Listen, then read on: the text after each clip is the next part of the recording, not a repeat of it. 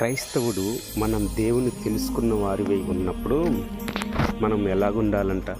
దేవుని మీద ఆధారపడే వారిగా ఉండాలంట. అవును, ఎంత పెద్ద సమస్య వచ్చినా కానీ నా పక్షాన దేవుడున్నాడనే రీతిగా ఉండాలంట. ఎందుకంటే దావీదు జీవితంలో ఫిలిష్తీయులు అనేక మంది వస్తారు.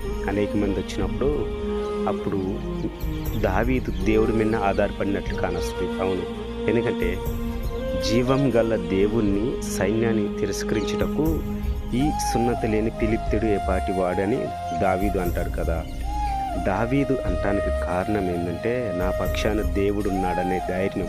అవును, ఈరోజు క్రైస్తవ జీవితంలో కూడా మన పక్షాన దేవుడు ఉన్నాడు, నా పక్షాన దేవుడు యుద్ధం చేస్తున్నాడు అనే ధైర్యంతో మనం ముందుకు కొనసాగే వారికి ఉంటే మాత్రం దావీదు పక్షాన యుద్ధం చేసిన దేవుడు మన పక్షాన కూడా యుద్ధం చేసేవారిగా ఉంటాడు. అవును, ఈ చిన్ని మాటలు దేవుడు దీవించునుగాక.